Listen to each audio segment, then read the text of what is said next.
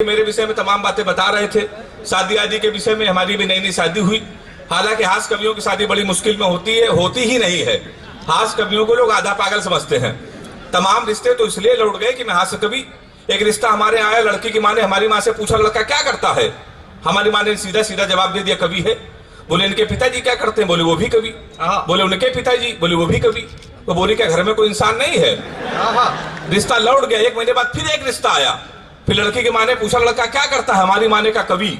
उन्होंने कहा शादी मंजूर। अच्छा, कवि के नाम कई रिश्ते लौट गए थे, हमारी माँ ने कहा मंजूर क्यों। उन्होंने कहा जोड़ी बहुत अच्छी रहेगी, आपका लड़का कवि है, हमारी लड़की पागल है।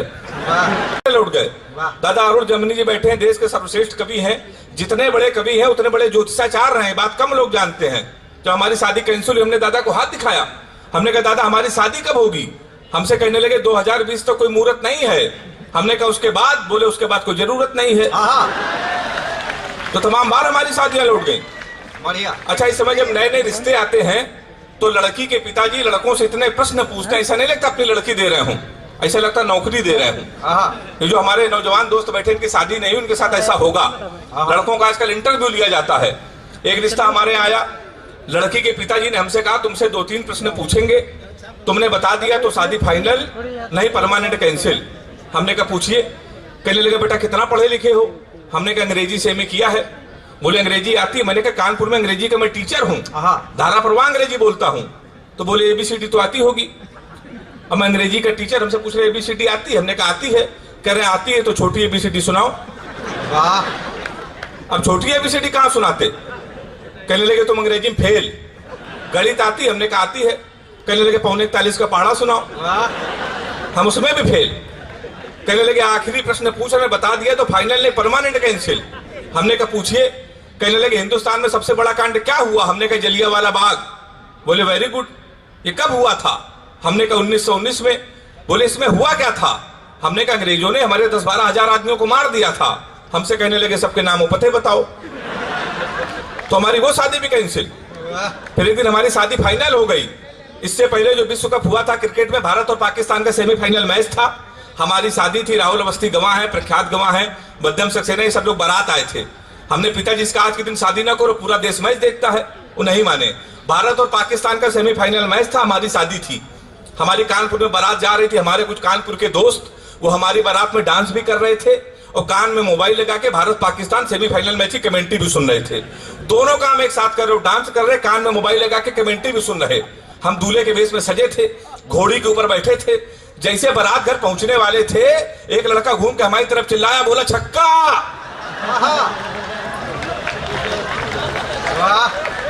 हम डर गए भाई साहब। हमने कहा छक्का। कहने लगे सचिन ने मारा है। तो हमने कहा भाई सचिन ने मारा तो हमारी तरफ क्यों देख रहे हो। शादी के पहले दिन छक्का कह रहा और देख के हमको। हमने कब की मारे तो हमारी तरफ ना देखना। पता चला 5 मिनट बाद इंडिया मैच जीत गई। किसी ने खुशी के मारे घोड़ी के नीचे सुतली बम रख दिया। अब वो बम फटा तो घोड़ी भागने लगी, हम भी भागने लगे। हमने चलती घोड़ी से पिताजी को फोन मिलाया। हमसे बोले कहाँ हो बेटा। हमने कहा पिताजी भाग रहे हैं। बोले किसके साथ।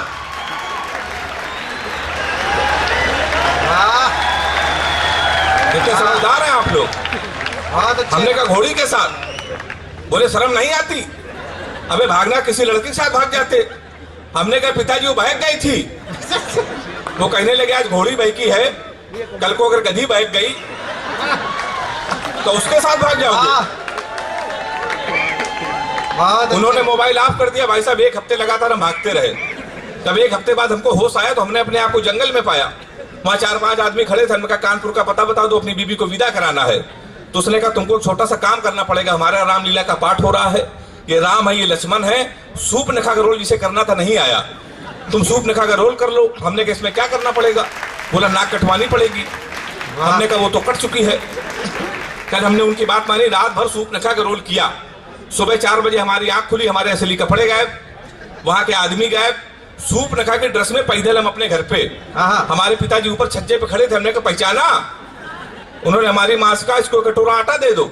हमारे पिताजी नहीं पहचान रहे थे। हमने आपके पुत्र हैं। बोले बेवकूफ मत बनाओ, हमारे 2 ही पुत्र हैं, एक इंजीनियर है, एक नाक कटवा के घोड़ी के साथ भाग गया है। हमने कहा आपके वही पुत्र हैं, नाक कटवा के गए थे, नाकी कटवा के आए हैं। कह रहे उनको पहचान लिएगा, फटाक से जाओ अपनी बीबी को विदा करो। हम ससुराल गए, हमारे साले साहब ने मना कर दिया। हमारे घर के सामने पुलिस का थाना, उस दिन वहां एसओ साहब ने बैठे थे, एसपी साहब बैठे थे। हम गए, हमने कहा हमारे साले खिलाफ FIR लिख लीजिए।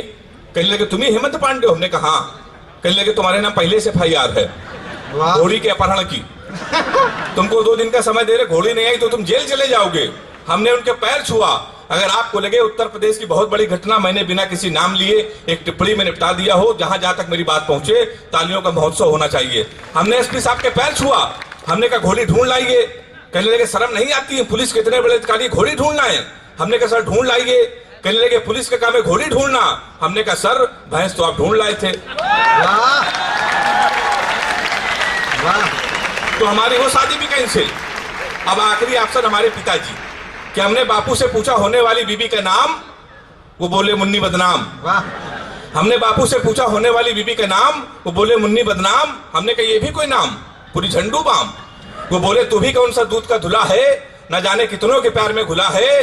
तुम दोनों एक दूसरे के साथ ईमानदारी के साथ निभाना, वो अगर झंडू बाम है तुम आडो मास बन जाना। और मुझे मालूम है तो कितनों में मरता है। अगर आपको लगे हंसाते हुए मैंने कविता कर दी हो, व्यंग्य कर दिया हो, तो मुझे आपके आशीर्वाद मिलना चाहिए। वो बोले मुझे मालूम है तो कितनों में मरता है, फिर भी बदनामी से डरता है।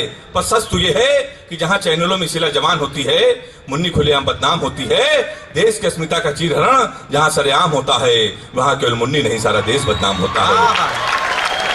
आपने इस व्यंग्य को सराहा। व्यंग्य की अंतिम रचना पढ़कर अपना स्थान लेना चाहता हूँ। व्यंग्य के सर्वश्रेष्ठ कवि जहां रुल जैमिनी जी बैठे हों, एक कोशिश करता हूँ एक व्यंग्य से अपनी कापी जचवाता हूँ और अपना स्थान लेता हूँ। सुनिएगा।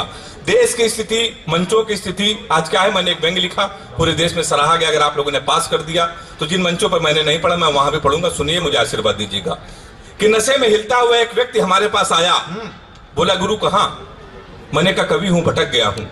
बोला कवि होके भटक गए हो? वो बोला कवि होके भटक गए हो। वैसे आजकल ज्यादातर कवि भटक गए हैं, अपने स्वार्थ में अटक गए हैं। हास्य का कवि वो तो जुगाड़ से खुद को भुना रहा है, कविता जी के पता नहीं क्या क्या सुना रहा है। वीर रस के कवि, ये मेरी कविता यहाँ पर जितने कवि बैठे उन पर लागू नहीं होती, पर जिन पर लागू है उनके लिए है। वीर रस के कवि वो तो चिल्लाना ही अपनी आन समझते हैं, खुद को दारा सिंह पत्नी को पाकिस्तान समझते हैं। अब इनका तो बस नहीं चलता, नहीं जहाँ चीन है वो चट्टा बना दे, माइक को ही तोड़ के कट्टा बना दे। गीतकार सीधे साधे बेचारे जिंदगी के मारे, इनको तो केवल प्रेमिका के गम सताते हैं। ये गोभी को फूल को भी चमेली का बताते हैं। खैर छोड़ो, तुम किस विधा के कवि हो? मैंने भूलते हुए कहा वीर रस का। बोला वीर रस के कवि होकर डर रहे हो, फिर क्यों देश के लिए मर रहे हो? अच्छा कवि हो तो प्रूफ करके बताओ, कोई अच्छी सी कविता सुनाओ। मैंने कहा विजयी विश्व तिरंगा प्यारा, झंडा ऊंचा रहे हमारा। इतना सुनते हमारे पास आया। व्यंग्य देखें, इन पंक्तियों में श्रोताओं का आशीर्वाद चाहता हूं। मैंने कहा विजयी विश्व तिरंगा प्यारा, झंडा ऊंचा रहे हमारा। इतना सुनते ही हमारे पास आया और जोर से चिल्लाया, बोला क्या नशे में समझ रहे हो? और हमें क्या इतना भी नहीं मालूम कि जहां के बच्चे पेट भरने के लिए अल्लाह का नाम लेते हैं, चलती ट्रेनों में सूरदास की लाठी थाम लेते हैं, और जहां का नेता अपने ही देश को डायन कहेगा, तो क्या वहां का झंडा ऊंचा रहेगा? जब कोई नेता अपने ही देश को डायन कहेगा तो क्या वहां का झंडा ऊंचा रहेगा? हमने क्या गुरु कुछ आप ही बताएं। बोला जिस दिन देश में बेरोजगार आत्महत्या की जगह रोजगार पाएगा, गरीब 2 वक्त की रोटी खाएगा, किसी कन्या को भ्रूण में हम मारेंगे नहीं, किसी जयचंद से जब हम हारेंगे नहीं, धर्म के नाम पे जब हम बांटे नहीं जाएंगे, हमारे सैनिकों के सर जिस दिन काटे नहीं जाएंगे, और अपनी ही माँ के लिए किसी के मुंह में जब गाली नहीं होगी, रक्षा सौदों में जिस दिन दलाली नहीं होगी, जिस दिन देश का हर एक व्यक्ति अपनी स्वेच्छा से वंदे मातरम कहेगा मेरे मित्र, उस दिन देश का झंडा ऊंचा रहेगा। बहुत अच्छी बात।